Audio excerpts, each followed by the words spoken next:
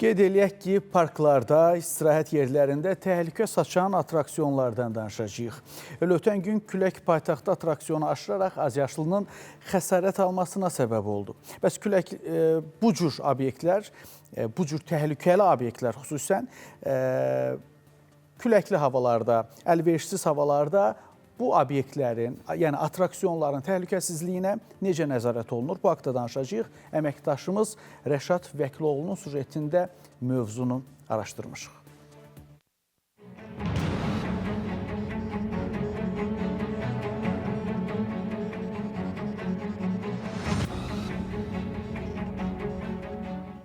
Daha çox uşaqların əylənmək üçün tutduqları atraksiyonlar bəzən onların kabusuna da çevrilə bilir. Paytaxt Bakıda atraksiyonlar daha çox dənizkənarı bulvarda, parklarda və istirahət mərkəzlərində çoxluq təşkil edir. Hazırda paytaxtda 32 fiziki və hüquqi şəxs tərəfindən 126 ədəd mexanikiləşdirilmiş atraksiyon istismar edilir. Hava küləkli olduğu üçün bu gün əksər parklarda atraksiyonların işləməsinə rast gəlmədik. Bəs atraksiyonlar riskli və təhlükəli obyektlər sırasında yer alırsa, küləkli havada bu kimi obyektlərin işləməsinə icazə verilirmi? Ötən gün Böyükşor gölü ətrafında bu atraksiyonda baş vermiş qəza nəticəsində bir neçə azyaşlının xəsarət aldığı da bildirilir. Bəs parklar ərazisində quraşdırılmış belə atraksiyonların təhlükəsizliyinə və fəaliyyətinə cavabdeh olan şəxslər küləkli hava şəraitində bu atraksiyonların necə işləməsini nəzərə almayıblarmı? Ümumiyyətlə, atraksiyonların sazlığı və onların fəaliyyətinə hansı qurumlar nəzarət edir? Fövqəladə Hallar Nazirliyinin Dağ Mədən Sənayedə işlərin təhlükəsiz görülməsi və Dağ Mədən Nəzarəti Dövlət Agentliyi müfəttişliyinin rəisi Sahil Mənsibovun sözlərinə görə mexanikiləşdirilmiş atraksiyonlar ildə bir dəfə olmaqla texniki müayinəyə cəlb olunur. Müayinə zamanı aşkar edilmiş qüsurlar barədə aktlar tərtib olunur.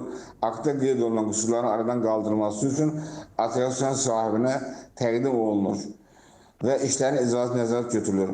Aparılmış müayinələr zamanı atraksiyonlar əksər hissəsinin texniki pasportun olmadığı, istismar fəaliyyəti üçün lisenziyasını almadığı, oxunmuş, attestdən keçmiş və atraksiyon operatoruna təyin edilmədiyi müəyyən olunmuşdur. Atraksiyonlarda təhlükəsizlik necə həyata keçirilməlidir və bu qurğulara texniki qulluq hansı normativlərə uyğun aparılmalıdır? Təbii ki, nəzarət edən şəxslər tərəfindən də mütləq ciddi nəzarət olunmalıdır atraksiyonlara.